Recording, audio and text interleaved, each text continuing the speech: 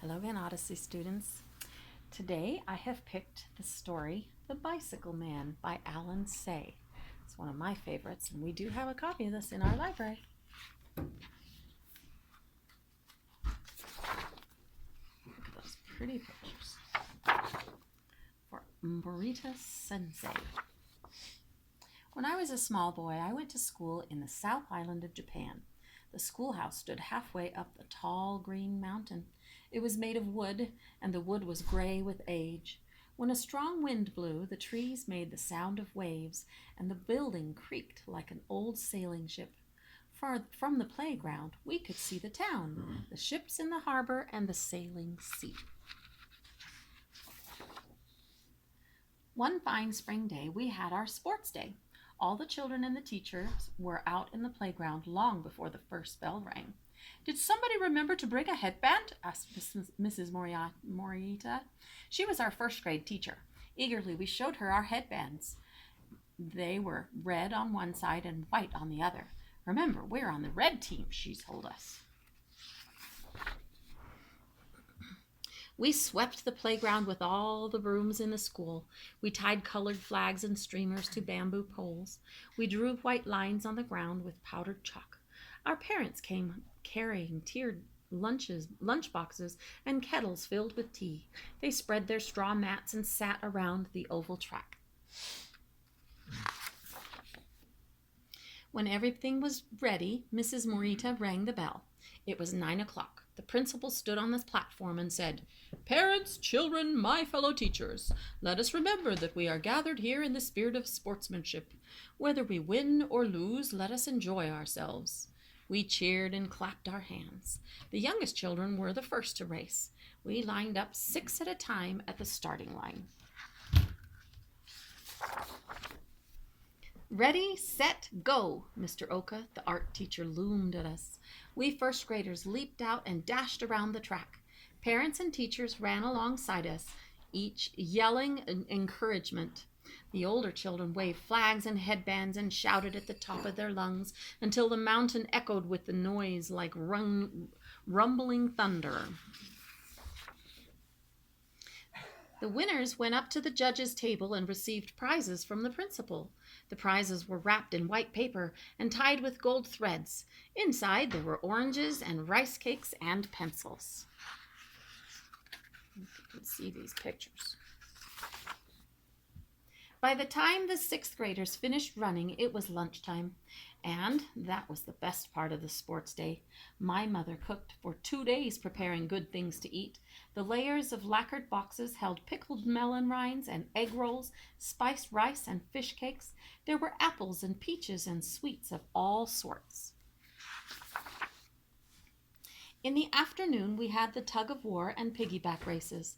After that, the grown-ups had a race of their own.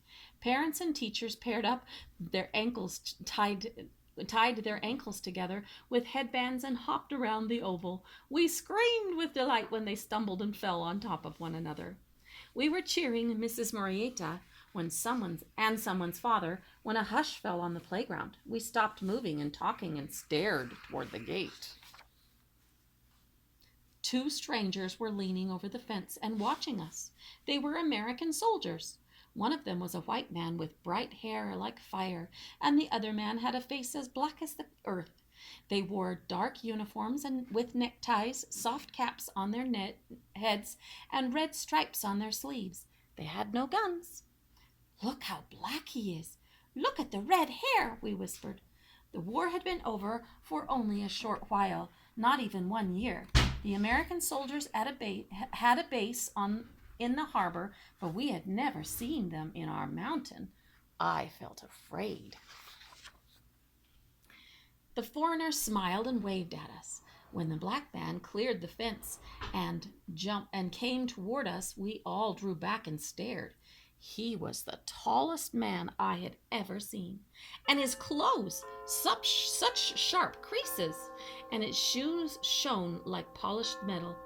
The soldier walked The soldiers walked with huge strides toward the school entrance where the principal's bicycle stood. He pointed at the bicycle and turned to the judge's table. The principal stood up slowly. Sorry about my grandmother clock. He wants the bicycle, someone said. Maybe he doesn't know what it is. No, he wants to ride. The principal walked up to the American and bowed. He looked like a small boy greeting a giant. The tall man gave a bow and almost bumping heads with the principal. We started to giggle. We watched them talk to each other with their hands. The principal pointed at the bicycle and then the man and nodded. Yes, you are welcome to ride my bicycle, he seemed to say. The soldier put the palms of his hands together and smiled. The man took the bicycle by the handlebar, kicked up the stand, and rolled it out to the center of the playground. He motioned to us to make room and then called his friend. The other American was nearly as tall as the black man. He took off his cap and saluted us with a big bow. We giggled and bowed back. The strangers spoke to each other and nodded.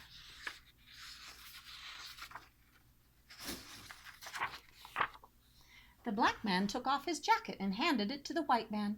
Then he hoisted one long leg over the bicycle and began to pedal it around and around in a widening circle. His friend waved the jacket like a flag and cheered him to go faster.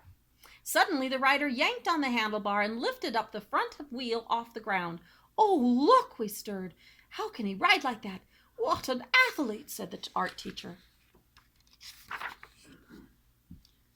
The red-haired man was the ringmaster. He ran alongside the bicycle and shouted encouragement. The rider went round and round with only one wheel, zigzagging this way and that.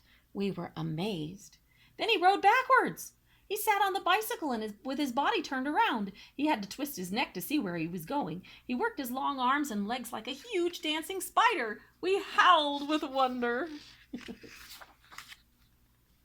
The man rode backwards, then forwards, twirling the front wheel like a spinning gyroscope.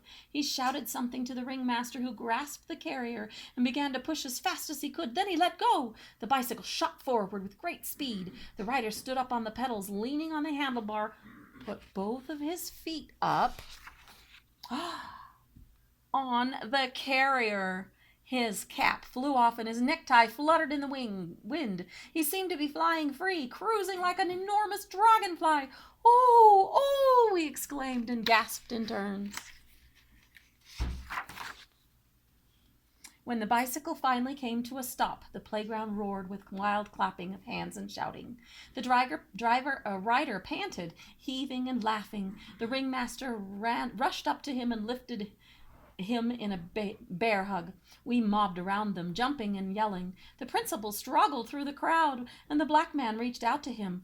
They gripped each other's arms like old friends. The principal raised his arms to quiet us down. He took the soldiers' hands and led them to the platform. There he whispered something to Mrs. Morita, and she brought out the largest box from the prize table. The principal stood on the platform and held out the box to the Americans. He looked like the emperor awarding a great champion. The bicycle rider received the gift with both hands and lifted it high above his head. Then he turned to the crowd. Arigato, arigato, he said. Thank you, thank you. The whole school bowed to him and shouted for joy. The Americans put their caps on and walked out the gate with their prize. They went down the mountain hand in hand, waving and laughing. We followed them with our eyes until they disappeared around the bend in the road. The end. Isn't that fun? The Bicycle Man by Alan Say. Okay, see you next time.